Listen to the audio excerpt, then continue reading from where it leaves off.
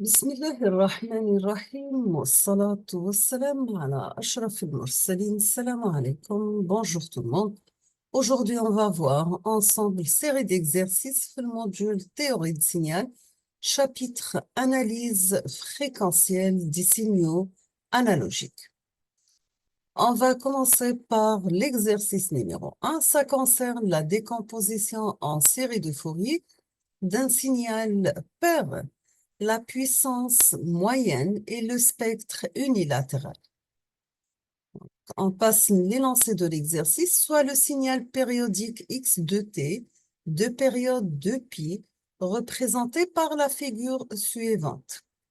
Donc, x de t prend la valeur a, l'intervalle entre moins pi sur 2 et pi sur 2, prend la valeur 0 entre pi sur 2 et 3 pi sur 2, et ainsi de suite. La première question, on vous demande trouver la puissance moyenne du signal x de t et développer-le en série de Fourier. Donc, trouver la puissance moyenne du signal x de t et développer ce signal en série de Fourier.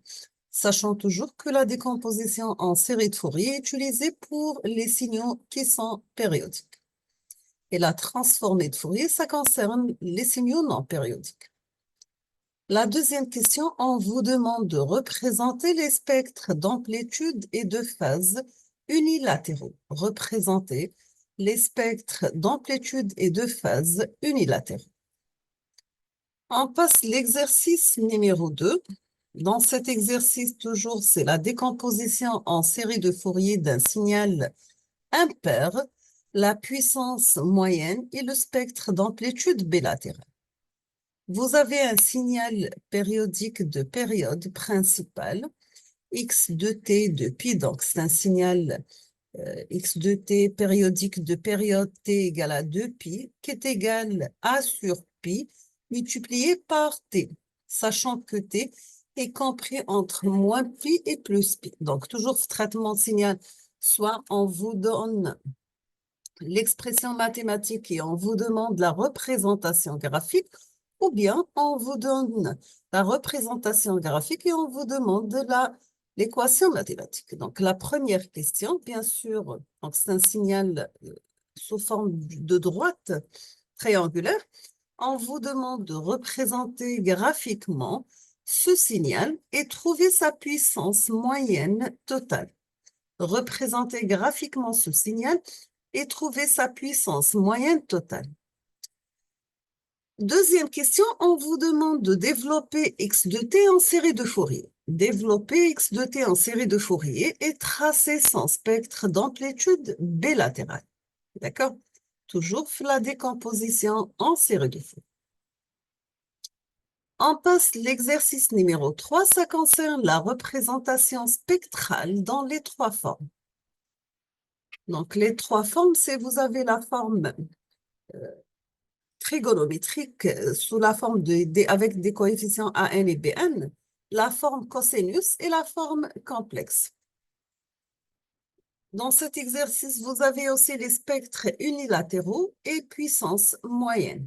Maintenant, on va considérer le signal x de t qui est égal moins 3 plus 2 cosinus 2pi f0t plus sinus 6p f0t moins cosinus 8pi f0t.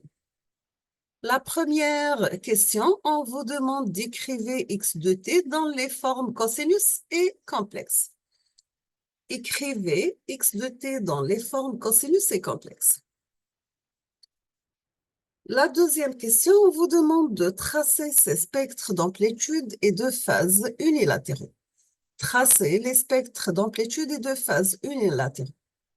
Troisième question, on vous demande de trouver la puissance moyenne. Trouver la puissance moyenne.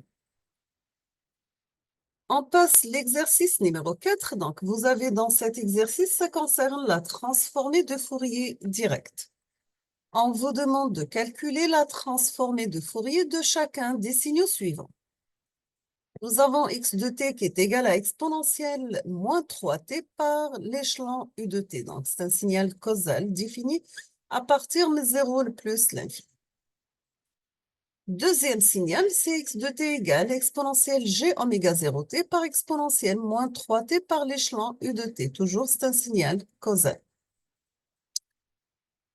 On passe troisième signal, c'est x de t qui est égal à t par exponentielle moins 3t par l'échelon u de t. On termine avec le dernier signal, x de t qui est égal à 1 sur 1 plus g de pi t. L'exercice numéro 5, ça concerne la transformée de Fourier inverse. On vous demande de calculer les transformées de Fourier inverse des fonctions. Nous avons x de f qui est égal rec de f.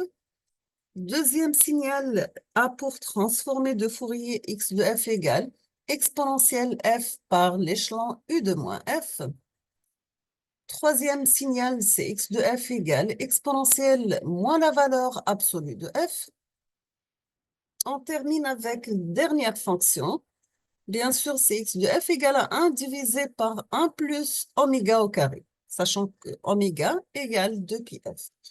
Donc, on aura x de f égale à 1 divisé par 1 plus 4 pi carré f carré. On termine avec l'exercice numéro 6. Ça concerne toujours la transformée de Fourier, les propriétés et théorèmes de Perceval.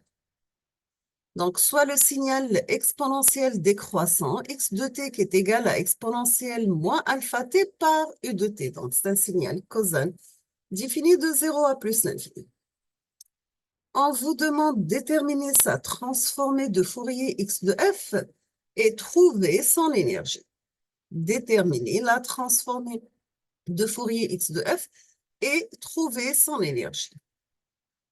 Deuxième question, on vous demande de déduire les transformées de Fourier des signaux suivants. Vous avez y de t égale exponentielle moins alpha la valeur absolue de t. Et nous avons aussi z de t qui est égal à 1 divisé par 1 plus t au carré.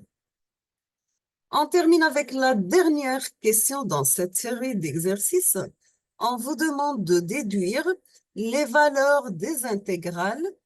Nous avons l'intégrale déduire, c'est-à-dire sans faire les calculs. Donc, c'est l'intégrale de moins l'infini à plus l'infini de 1 divisé par 1 plus t au carré d de t plus l'intégrale de moins l'infini à plus l'infini de 1 divisé par 1 plus 2t au carré plus t d'ordre 4 dt. D'accord? Nous sommes arrivés à la fin de la série de ces exercices concernant le chapitre numéro 2, le programme théorie de signal pour l'essence 2. Ça concerne la transformée de Fourier et la transformée de Fourier inverse. Je vais proposer la solution, Inch'Allah, dans les prochains jours. Je vous remercie infiniment pour votre attention. Comme toujours, n'hésitez pas si vous avez des questions. Et à la prochaine vidéo, Inch'Allah. Je vous souhaite bonne chance, beaucoup de succès et à la prochaine.